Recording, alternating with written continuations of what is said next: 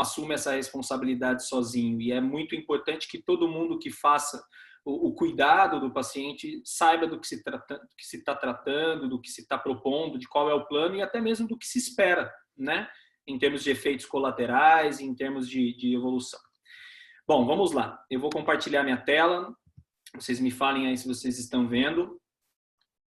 Chegou? Beleza, muito bem. Bom, então, o tema da nossa conversa hoje é imunoterapia, o que nós aprendemos desde o lançamento.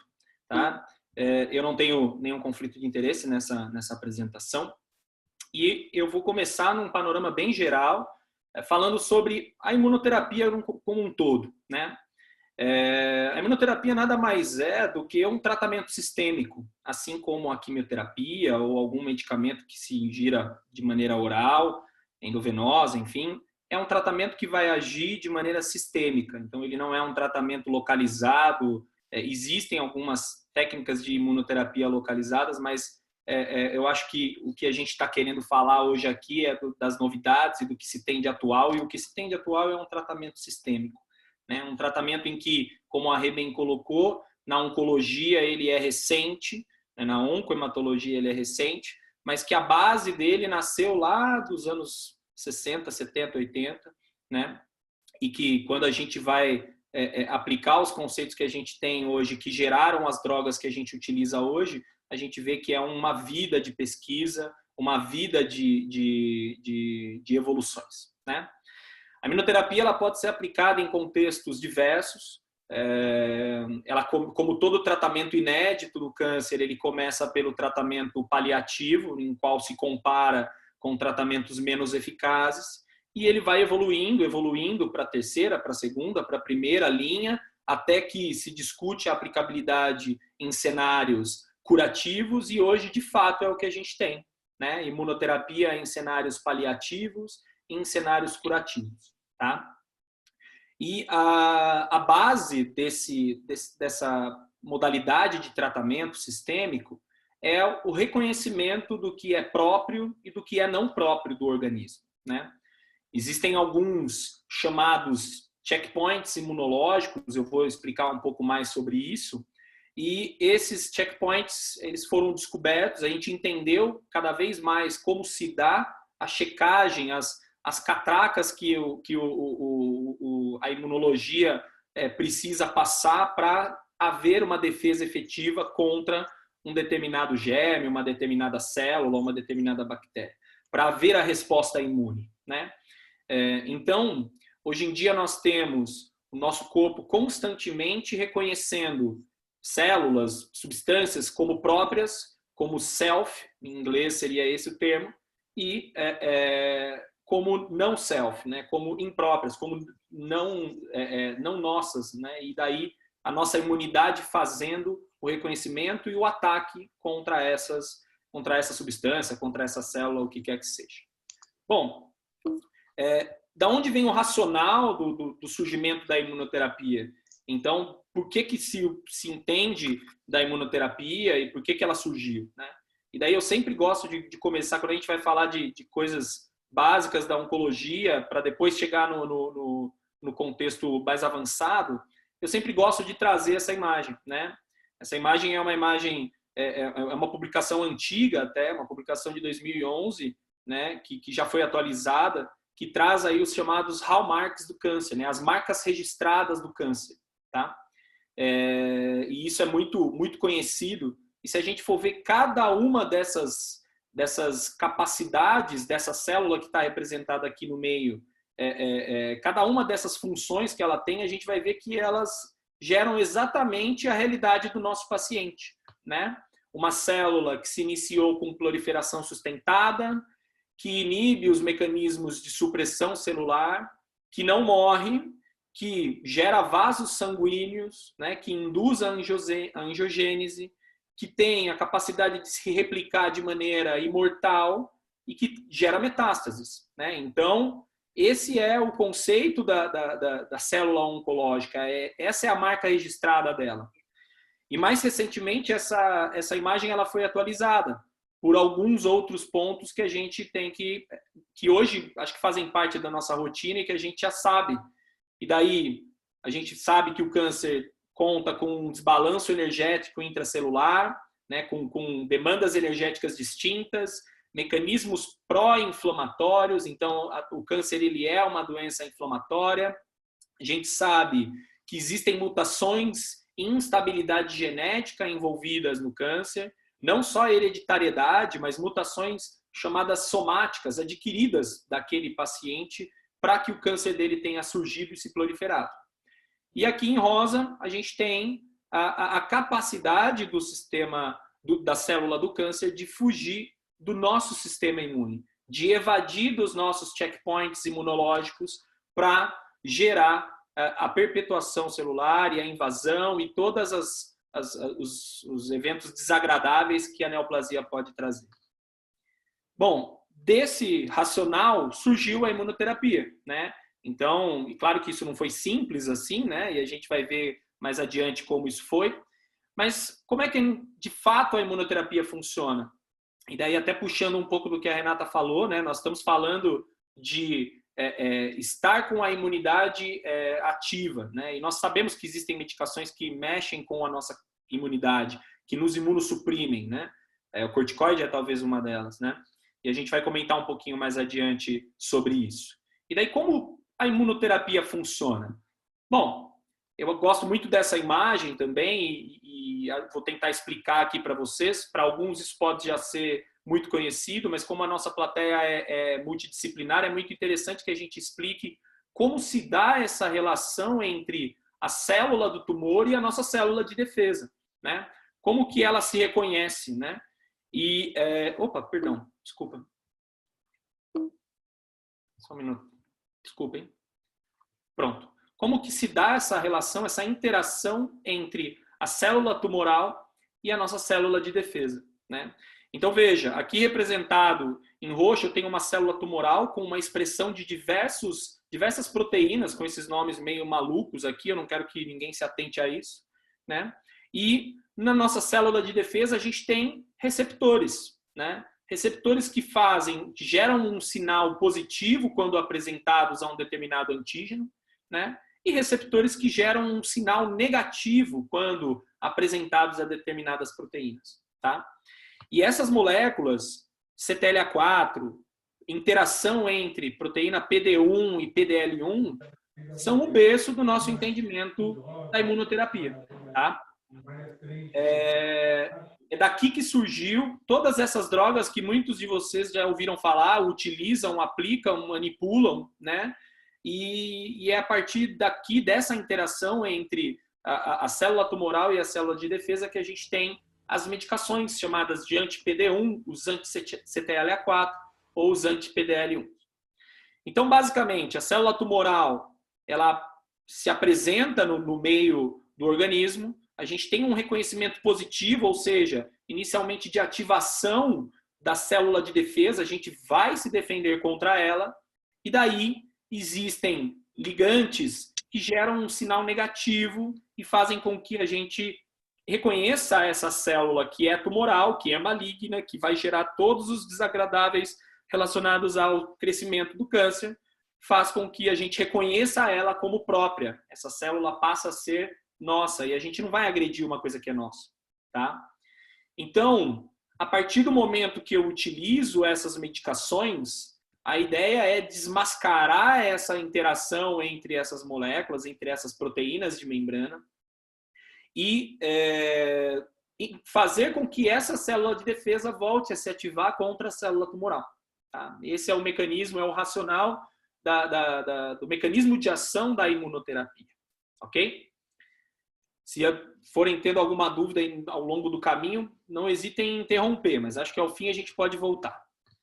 Bom, seguindo então adiante, a gente vai falar um pouquinho para quem a gente pode utilizar, né? Então, é muito comum quando a gente recebe um paciente no consultório ou quando a gente vai ter uma consulta com o farmacêutico, com o enfermeiro e vai ter uma interação com o paciente, sempre tem um familiar que vai perguntar da imunoterapia, por que nesses casos não pode se utilizar a imunoterapia, a gente tem que usar a quimioterapia, que cai cabelo ou que tem algum desagradável envolvido.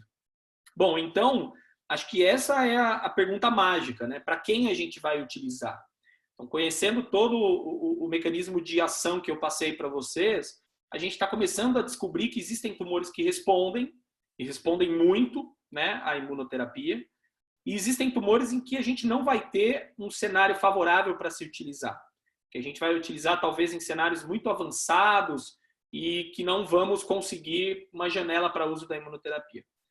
Os chamados tumores imunogênicos, e hoje esse termo vem sendo muito falado, e a gente tem aí como exemplo, eu já vou citar aqui, melanoma, pulmão, câncer de rim, né? São tumores que têm cargas mutacionais muito elevadas e que têm aí esse rótulo de tumores imunogênicos.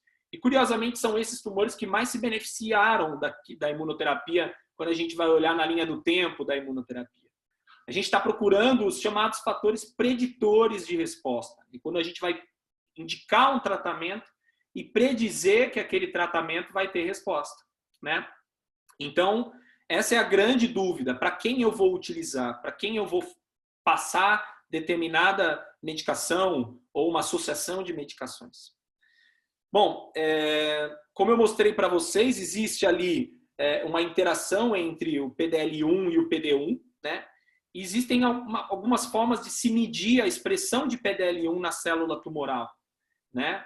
Então, a superexpressão ou a quantidade de expressão de PDL1, de fato, ela é um fator, para alguns tumores, é um fator preditor de resposta à imunoterapia. A gente vê muito isso em câncer de pulmão. Eu vou mostrar alguns dados futuramente para vocês.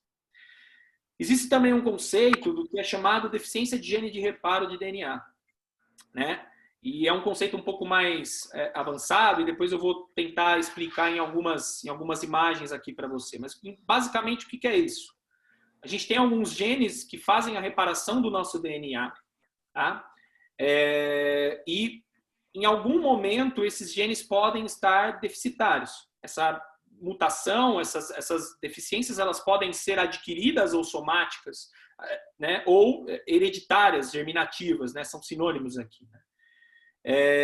E essa deficiência de gene de reparo de DNA, ela gera o que nós chamamos de satélites instáveis do DNA. E daí esse termo de instabilidade de microsatélite, né? Então, a gente tem como dosar isso em alguns tumores, né? Alguns tumores cursam com isso de maneira hereditária, e daí nós temos algumas síndromes hereditárias que trazem essa identidade no seu DNA. E nós temos algumas doenças que vão cursar com esse mecanismo de carcinogênese de maneira adquirida, né? Então, cabe a nós identificarmos esses tumores e sabermos que isso também é um preditor de resposta à imunoterapia. E eu vou mostrar aqui para vocês mais ou menos como isso funciona. O termo para isso é o chamado mismatch repair. E daí eu trouxe aqui um DNA que é agredido de várias maneiras. Essas setinhas em verde aqui são maneiras de lesão do DNA, de erros de DNA, tá? E não quero encher a cabeça de vocês com isso, mas eu quero que se atente a isso daqui, que algumas proteínas estão envolvidas nessa identidade chamada mismatch repair, que é nada mais, nada menos do que uma condição de instabilidade dos microsatélites do DNA. E a gente já sabe que pacientes com instabilidade de microsatélites vão se beneficiar muito da imunoterapia, né? E daí os estudos estão caminhando para a gente utilizar essa informação de maneira preditiva de resposta, tá? Ou não, de predição de resistência, aquele doente que não tem a instabilidade de microsatélite ou que não tem o sistema de mismatch repair, de reparo de DNA deficitário, talvez esse paciente não se beneficie da imunoterapia. Bom, passado um pouco isso, a gente vai chegar aí onde a gente está, né? Então, eu poderia ficar a noite inteira aqui falando para vocês do início dos primórdios da imunoterapia, das moléculas, da BCG, né? Da onco-BCG, que é uma imunoterapia muito utilizada para câncer de bexiga, né? Localizado, câncer de bexiga inicial. Mas eu acho que, para resumir onde a gente está aqui, né? A gente está com o Prêmio Nobel de Medicina em 2018, esses dois senhores, né? Que descobriram grande parte das interações que eu apresentei para vocês, em especial da relação entre o CTLA4 e PDL1, PD1. Né? E a gente chegou exatamente nesse ponto, de entender como funciona a célula tumoral, com todos aqueles mecanismos, como funciona o mecanismo de evasão do sistema imune da célula tumoral e como a gente utiliza na prática. Então, eu trouxe aqui alguns exemplos. O oncologista adora curva de sobrevida, né? Então, desculpa, eu não pude deixar de colocar algumas curvas, mas não vou me atentar demais a números, não é essa a intenção do nosso bate-papo aqui hoje. Mas eu trouxe aqui, por exemplo, a curva de sobrevida de melanoma metastático daqueles pacientes que recebem o chamado combo de imunoterapia. Muitos de nós aqui já devem ter administrado ou visto, sai lá da consulta do colega oncologista, e qual é o plano desse paciente? É fazer nivo e ipilimumab, né? E por que a gente está falando disso, né? E daí eu não vou esquecer, né, da minha residência, em que a gente fez muito tratamento de câncer do tipo melanoma maligno, metastático, com dacarbazina, né? Com dados de sobrevida muito ruins, muito tristes, muitas vezes em pacientes muito jovens. E onde a gente chegou para esse tumor hoje? A gente chegou aqui, né? Em torno de 60 meses de evolução dessa história, e daí acompanhando essa curva aqui, a gente tem aí 52% dos pacientes vivos, né? Então isso é um avanço de tratamento bizarro, né? Muito, muito importante. É uma coisa que, de fato, mudou a história da oncologia. E vale lembrar que essas moléculas, né? O ipilimumab foi a primeira medicação, falando um pouco da timeline da imunoterapia, foi uma das primeiras medicações a serem aprovadas, né? Então, em 2011, né? Como monoterapia. E daí a gente refinou, veio o nivolumab, veio a associação, veio as mudanças de doses, e de fato a gente tem hoje o combo de imunoterapia, nivo e ipi, como primeira linha para câncer do tipo melanoma maligno metastático. Tá? Sem falar aqui, né, falando ainda de melanoma, sem falar aqui também do pembrolizumab adjuvante, que a gente utiliza hoje para tumores que foram curados, somente com a cirurgia a gente utiliza para diminuir a chance de recidiva. Então, para melanoma é aqui que a gente está, pessoal. Tá? A gente está com dados de sobrevida muito interessantes. Essa é a última publicação agora de 5 anos de atualização do estudo. É muito interessante esses dados. Onde a gente está, então, para outros tumores, né? Então, para pulmão. E daí acho que vou chamar a atenção para esse gráfico e chamar a atenção para essa informação que está em parênteses aqui. Não que vocês precisem ficar guardando isso. Mas lembrem que eu falei que a gente dosa o PDL1 em alguns tumores, né? E a depender da quantidade de PDL1, a gente consegue abrir mão da quimioterapia e tratar aquele paciente somente com pembrolizumab, né? E essa semana foi muito curioso, né? Foi bacana, enquanto eu estava montando essa aula e relendo esse artigo, o Dr. André, CEO do nosso grupo, deu alta para um paciente que fez exatamente isso aqui, né? Tinha um câncer de pulmão metastático avançado, que inicialmente era incurável, que não tolerou quimioterapia e que tinha PDL1 de 95% expresso. E esse paciente usou 2 anos de pembrolizumab e exatamente ontem esse paciente recebeu alta. Tá? 2 anos ele parou de tratar. Né? Então, quem trabalha no rádio vai saber desse caso e é muito interessante ver o avanço que essa curva significa, não aqui no dado, no número, mas o avanço que essa curva significa na prática e na vida desse senhor. E aqui do lado, eu comentei também sobre o câncer de rim, os tumores de células claras, e aqui novamente o nivolumab e o ipilimumab batendo aí a terapia-alvo oral, o sunitinib, né, entrando aí como a primeira linha de tratamento para câncer de rim. Então, não é para assustar esses dados, tanto é que eu optei por tirar algumas das informações, mas é para mostrar que é aqui que nós estamos para esses tumores. Né? É aqui que nós estamos fazendo acontecer esse benefício da imunoterapia. Tá? E cada vez mais a gente vai evoluindo. Né? e vai tentando identificar tumores que muitas vezes eram renegados, tal qual o melanoma foi durante muito tempo, né? E para quem trabalha com mama, sabe que o triplo negativo é talvez o tumor mais chato de lidar, né? Porque a gente lida com tumores que são refratários muitas vezes à quimioterapia, que recidivam rapidamente, que tem taxa de crescimento muito rápido, e daí, poxa, durante muito tempo tentando encontrar terapias-alvos, né? A gente vê a doença hormonal voando com os inibidores de ciclina, com a terapia endócrina e o triplo negativo com a velha quimioterapia, com linhas e linhas e linhas avançadas de quimioterapia. Me lembro de ver mulheres no CAISM tomando 3, 4, 5, 6 linhas de quimioterapia e com sucessivas progressões, né? E daí vem o atezolizumab, né, um anti-PDL1 utilizado aí como primeira linha para mulheres com PDL1 positivo, né? Ainda que a gente tenha muito que aprender para esse tipo de tumor e para esse tipo de paciente, sem sombra de dúvidas, o atezo ele vem aí para mudar um pouco a história com ganhos em sobrevida global e a gente vê impactos muito interessantes para essa população que já foi muito renegada, vamos dizer assim, dos avanços do tratamento oncológico. E daí aqui essa última curva de sobrevida, claro que sem ficar enchendo a cabeça de vocês, mas isso aqui é de 2020, né? Agora da ASCO de 2020, a gente fez aí alguns comentários sobre esse estudo, e esse estudo é nada mais, nada menos do que um estudo que contemplou pembrolizumab num braço e no outro braço todo o arsenal de drogas voltadas para o câncer coloretal metastático, para quem trabalha com isso, para quem manipula, para quem infunde. A gente está falando aqui dos Folfiri, Folfox, com Avast, com Cetux, e daí a gente vê pacientes com tempo de progressão muito maior quando utilizaram imunoterapia, né, contra aqueles pacientes que usaram quimioterapia e antiangiogênicos, né? Claro, para uma população selecionada, né? Para uma população de instabilidade microsatélite, como eu comentei para vocês.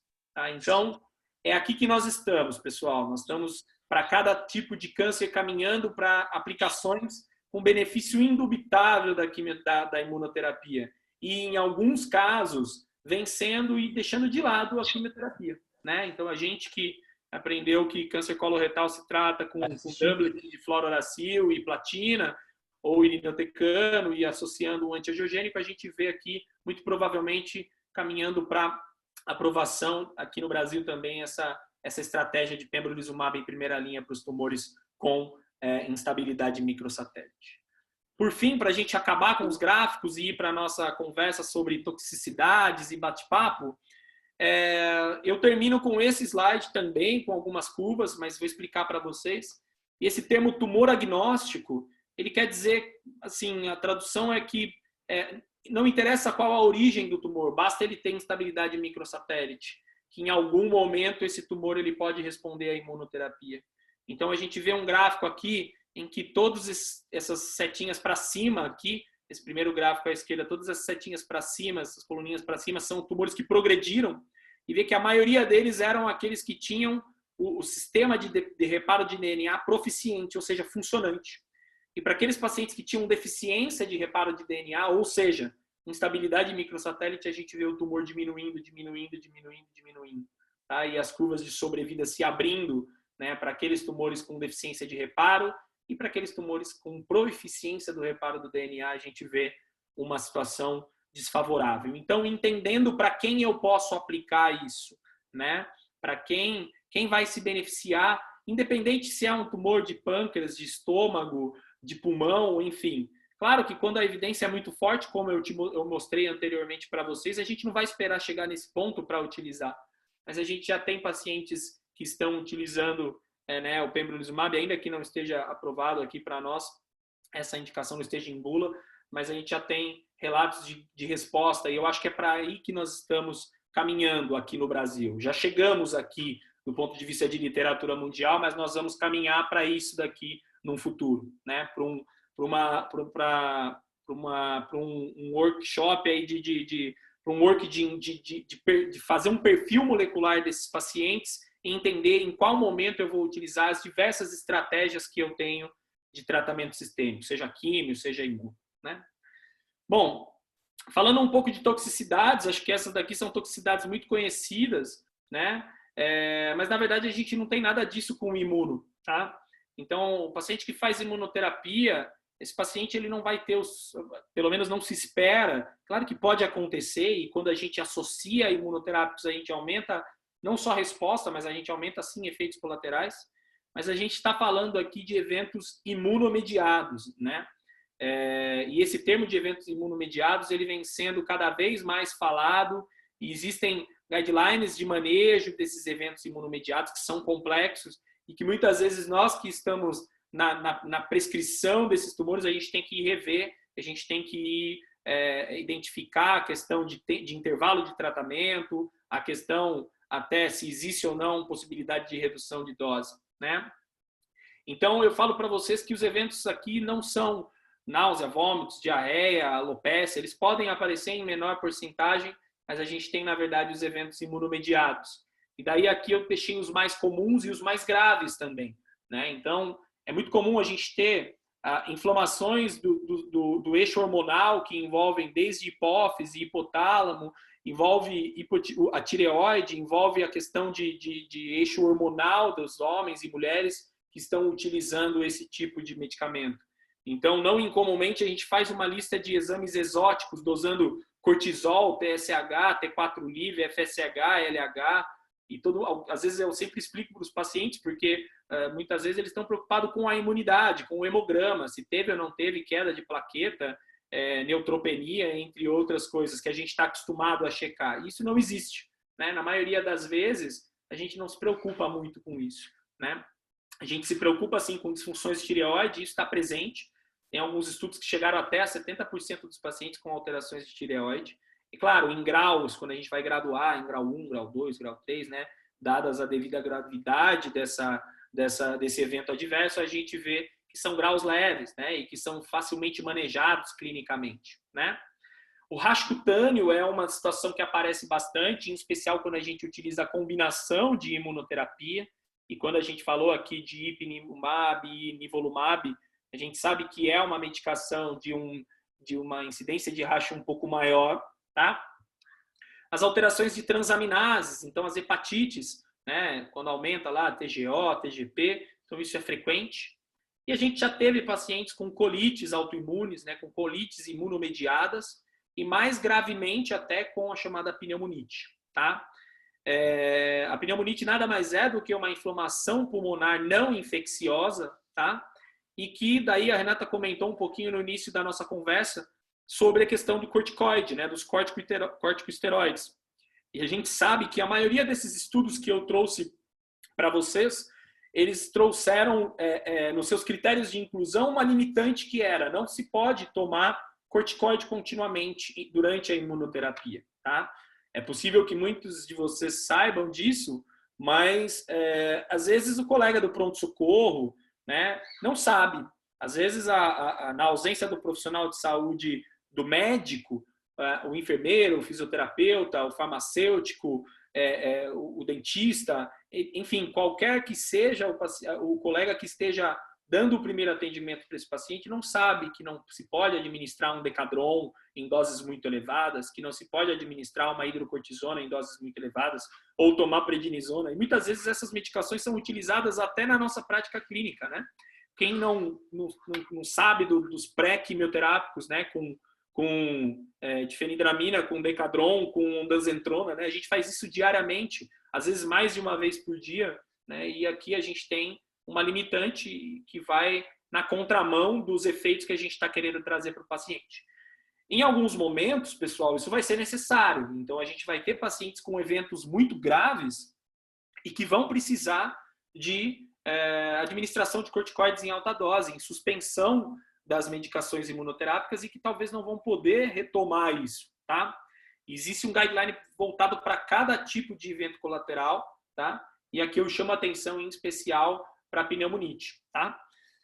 Nós já tivemos, né, e escuto alguns dos colegas do Grupo Sonho falar de miocardites autoimunes, né? Então, por isso esse pontinho de interrogação, não é esse pontinho esses 3 pontinhos aqui, né, de várias possibilidades. Não é incomum a gente ter eventos exóticos, eventos atípicos e dificuldade de manejar. E daí a importância do reconhecimento, a importância de falar sobre imunoterapia, como nós estamos fazendo e como estamos aqui hoje, né? E a importância de difundir essa informação, às vezes até para o colega do pronto-socorro, que vai atender, para o clínico do pronto-socorro, que não sabe isso, né?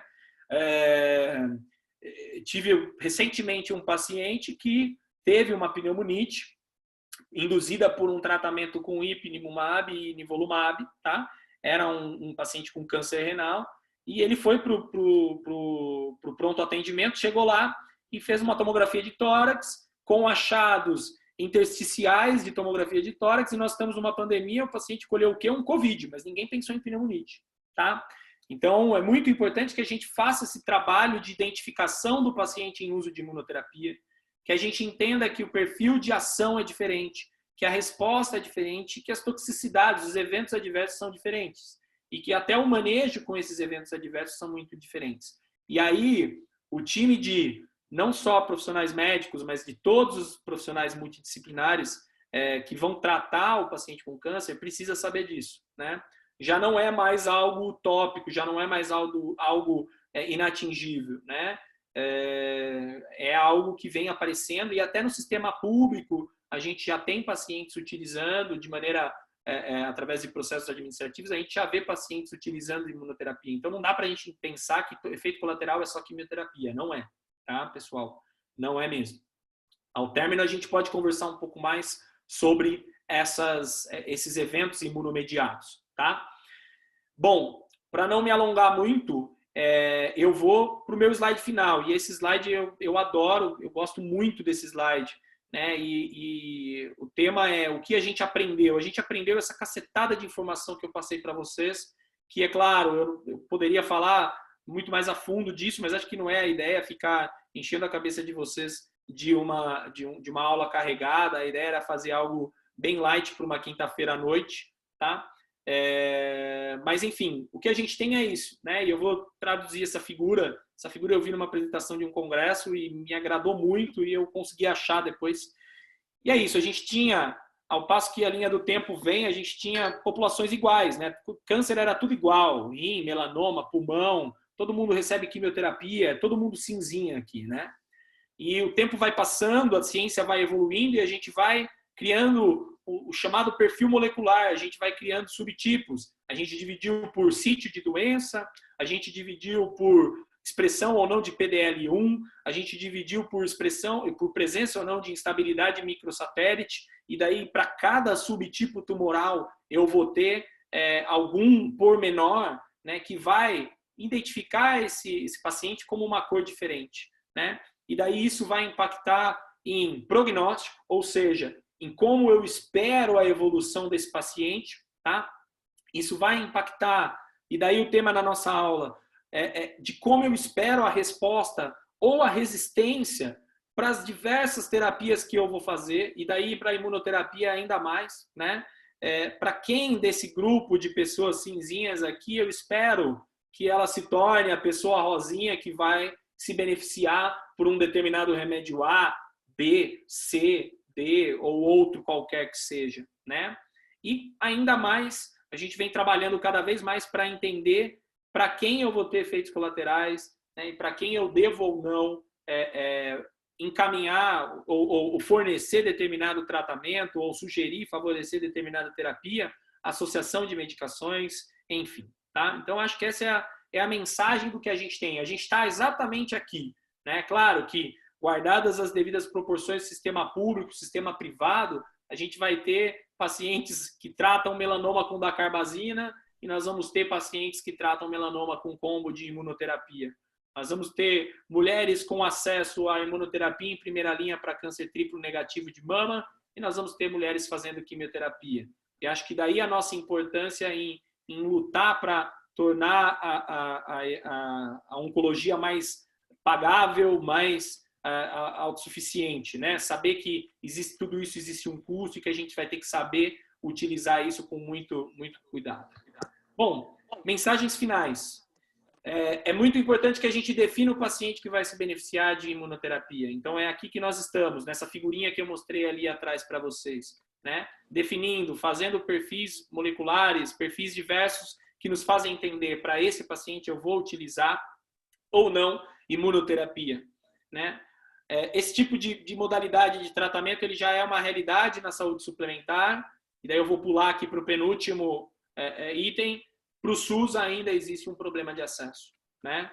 Cabe a gente entender que até na saúde suplementar existe a toxicidade financeira e que a gente vai ter que usar isso com consciência para que não se torne algo, Dr. André sempre fala, né, para que não se torne algo impagável. Alguém tem que pagar a conta, né? E às vezes essa conta é paga por nós mesmos. Então a gente vai ter que saber utilizar e para quem a gente vai utilizar e como e quando utilizar. O benefício é indubitável em diversos tumores, e aqui eu reforço: pulmão, melanoma, rim, câncer coloretal com estabilidade microsatélite, tumores de pele, SECs de pele, já se tem imunoterapia utilizando, câncer de bexiga, entre outros.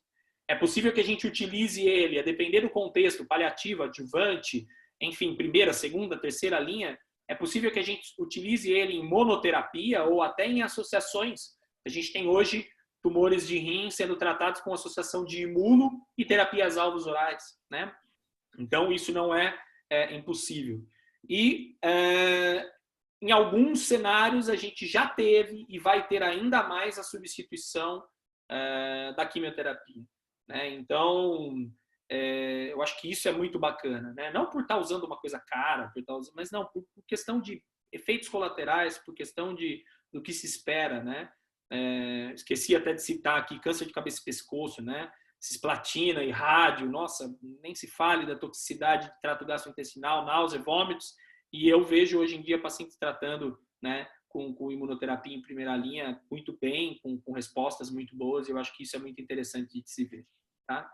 E aqui a importância desse curso, né, dessa conversa de quinta-feira à noite, a importância da equipe multidisciplinar. Não acho que isso é só de relevância médica, não é, tá, pessoal? Não é mesmo.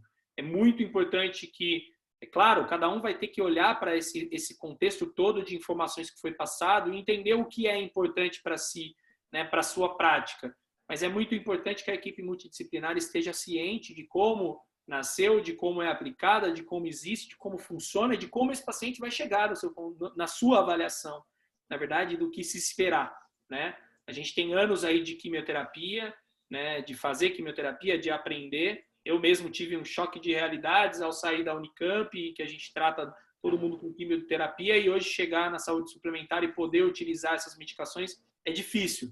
Então, hoje é muito gratificante estar falando sobre isso para vocês. Espero ter sido claro, breve, não tão alongado, mas espero ter sido claro nas minhas colocações. Mas é muito gratificante porque eu já estive e vou estar em muitas plateias como essa para ouvir sobre imunoterapia, né? E eu acho que é muito interessante, muito gratificante ver que todos estão aqui presentes para isso. Eu acho que o que eu tinha que passar era isso, sem me alongar demais, indo aí para quase 40 minutos de conversa, e acho que a gente pode abrir para conversar, para falar, e eu fico inteiramente à disposição para dúvidas, para bate-papo, para troca de experiências, e é isso. Obrigado. Igor, muito obrigada, viu, pela aula excelente, super esclarecedora.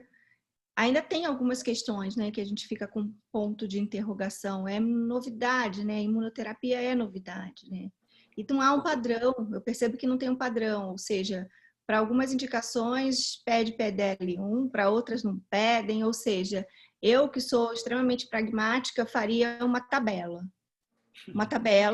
de todas as indicações e colocaria ali o que precisa de teste ou não, o que é indicação de primeira, de segunda linha, porque senão a gente fica louco. Talvez fique aí uma sugestão. Nós tivemos uma pergunta pelo chat sobre comprometimento oral dos pacientes imunoterápicos. Com a sua experiência que você está vendo agora no serviço privado, você percebeu alguma coisa na vida real ou algo dos estudos clínicos que você pudesse trazer para a gente?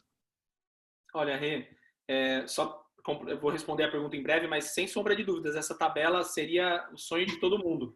Mas ela teria que ter muita informação, porque quando a gente vai, por exemplo, para as dosagens de PDL1, existem vários anticorpos utilizados. Para um você usa PDL1 em porcentagem, para um você usa outro tipo de score, então é uma bagunça.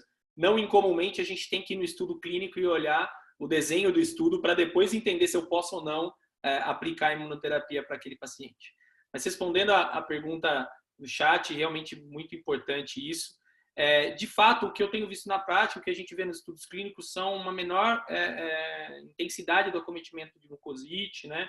A gente não tem tanto esse tipo de efeito colateral, tal como a gente tem em outras medicações, né? Não vejo um prejuízo de saúde bucal tão intenso quando a gente utiliza outras medicações, como a associação, por exemplo, de platina e rádio para câncer de cabeça e pescoço, tá? Eu não tenho visto isso na prática e os próprios estudos clínicos mostram um percentual muito baixo disso. O que é bom, né? A gente sabe que mucosite é uma condição de efeitos colaterais muitas vezes desagradável que limita o paciente, né? Então, eu acho que isso é um dos benefícios aí da imuno, tá? Quando se associa, a gente pode sim ter, né? Então, quando a gente faz o combo de imuno, a gente pode ter, mas e quando em alguns casos se utiliza o combo de imuno com terapias alvos, né? No caso de rim, por exemplo, a gente tem algumas associações de axitinib com imunoterapia, a gente tem aí alguns relatos de mucosite um pouco mais frequentes, mas no caso do pembrolizumab em monodroga, por exemplo, eu nunca tive nenhum evento desagradável nesse sentido. Nivolumab em monodroga para a segunda linha de rim, por exemplo, tenho pacientes usando com muito conforto. Eu acho que, na verdade, assim, o protocolo é o mesmo que vocês utilizam, né? Ou seja, indiferentemente do que vai ser usado para o paciente, a visita ao dentista antes do tratamento, ela é sempre fundamental. Então, acho que isso é a default, eu acho que é o padrão do grupo, né? Da indicação de vocês. Então, assim, o que vai usar depois, se vai ter algum comprometimento oral ou não, eu acho que é super importante essa relação com os dentistas, cirurgiões de cabeça e pescoço, ou seja, com os profissionais mesmo que estão ali no dia a dia falando de equipe interdisciplinar. Eu vou abrir para mais perguntas, a gente ainda tem aqui 5 minutinhos, se alguém tiver alguma pergunta, tem vários parabéns aqui para você, viu? Obrigado, pessoal. Elogiando a aula. Não é fácil, é um tema bem complicado. Nós já tivemos algumas aulas de imunoterapia, que vem desde o início fazendo o curso desde o ano retrasado, a gente já teve algumas aulas e sempre tem uma coisa nova, né? E eu queria falar um pouquinho sobre essa toxicidade financeira. Você acha que seria viável um plano de saúde de pequeno porte comportar a infusão, a administração de imunoterápico, né? Qual é a sua leitura com relação a esse aspecto, né? Para quem realmente, quem é o verdadeiro beneficiado? Ou seja, existe essa resposta já? É muito fácil com o HER2 hoje, porque você faz um simples teste, uma imunossoquímica, você tem um HER2 positivo, não tem mais o que falar, né? Eu acho que salva a vida do paciente. Linfoma, a mesma coisa. Você tem exames hoje que você faz e você tem que usar determinados medicamentos. E eram caros. Só que hoje as imunoterapias, elas não são caras, elas são absurdamente caras. Então, assim, em termos de benefício para o paciente, pergunta mais prática, é custo efetivo ou não? Sua pergunta é excelente. Acho que a gente vem trabalhando muito nesse tema, né? Acho que tudo depende de paciente a paciente, não é uma regra de bolo e não pode ser, porque se for, você vai quebrar a fonte pagadora, né? Então, se você prescrever ipinivo para todo mundo, talvez você não tenha condições de fazer um pertuzumab a mais, porque o cara vai querer te matar, né? Então, acho que a gente sempre procura discutir com a fonte pagadora, explicar o benefício disso, mostrar o caminho que o paciente chegou até a sua indicação da imunoterapia, né? E quando a gente tem alguns cenários, e daí o melanoma é talvez um cenário muito dramático, né? Mas quando a gente tem alguns cenários, como por exemplo o melanoma em que se tem ou com o BRAF de um lado, que também é custoso, e daí tem a questão de rol e tudo mais, ou a gente tem o combo de imuno, eu acho que tem que ser explicado e dizer que para esse paciente vai ter que ser pagado, porque o benefício é indubitável. Eu acho que em alguns casos sim é custo efetivo, mas não dá para ser uma regra de bolo, não dá para ser para todo mundo. A gente tem que entender que essa conta ela é nossa, né? Não é só da fonte pagadora, porque se você joga esse piano no colo da fonte pagadora exclusivamente dela, sinceramente existe a chance de você não ter mais essa fonte pagadora para te dar tratamentos Suporte, né? minimamente suportes, ou tratamentos com custo até menor. Então, eu acho que tem que saber administrar essa indicação. É claro, o benefício é muito presente, mas tem que saber para quem, tá? Sim. Igor, tem uma sugestão da Daniele, eu acho que ela é enfermeira. Dani, se eu estiver errada. Poderíamos aprofundar no tema manejo das reações Claro. adversas. Eu acho que assim, esse é um tema que acho que caberia até um curso inteiro, né, Igor? Caberia, de eventos adversos. Acho que não só imunoterápicos. Acho que chegou a hora da gente revisitar um pouco de todos esse outro ponto que eu acho que também o Resiste também, eu acho que é interessante da gente visitar. Ou seja, tem alguns pontos que eu acho que fica, Dani, como sugestão, sim. Ela é farmacêutica, desculpa. Ah, legal. Fica como sugestão, sim, para a gente já criar. A gente já está criando agora em novembro, a gente faz a nossa reunião de estratégia e a gente manda umas perguntas para vocês sobre interesses. E eu acho que vale, sim, um tema mais profundo sobre eventos adversos, até para revisitar até a diarreia. Mudou a diarreia? Né? Porque mudou. O tipo de diarreia, como é que ela tem sido tratada. Então, acho que isso é interessante. Então, acho que obrigada aí pela informação. Excelente, Daniele. Vamos tentar responder aqui brevemente, mas assim, aprofundar nisso como eu disse, é um compêndio, tá? Mas eu acho que a primeira coisa que a gente tem que pensar é literalmente pensar que aquele sintoma pode ser um efeito adverso da imunoterapia. E daí eu vou dar exemplo da pneumonite, que é o que mais nos preocupa, né? Disfunção tiroidiana, a gente talvez maneje com suplementação de hormônio tiroidiano ou com ajuste de dose de hormônio tiroidiano, né? Mas a gente tem alguns pacientes que evoluem, por exemplo, com toxicidade pulmonar, e a toxicidade pulmonar ela é muitas vezes ameaçadora à vida. Então, tosse, dispneia, alterações na tomografia de tórax do paciente que utiliza imunoterápicos, a gente tem que pensar em efeitos adversos relacionados à imunoterapia, eventos imunomediados, e daí a pneumonite é talvez a mais grave. Existe uma forma de você graduar isso, mas de maneira bem básica. Primeiro passo, se essa toxicidade for, vamos dizer assim, muito proeminente, ao ponto de você julgar aí com grau 3, né, para cima, você já tem que interromper o tratamento e discutir até a hospitalização para uso de corticoide em alta dose, tá bom? E para aquele paciente em que você tem aí necessidade de hospitalização, de suplementação de oxigênio, com dificuldade de troca gasosa, de fato você tem aí um evento grau 4, ameaçador à vida, e daí o uso de corticosteroides é ainda mais bem-vindo. Lembrar que fazer o corticoide, você está literalmente tentando reverter o efeito da imunoterapia, né? Então você está abrindo mão do benefício que talvez você estivesse colhendo, tá? Geralmente isso acontece nas primeiras doses.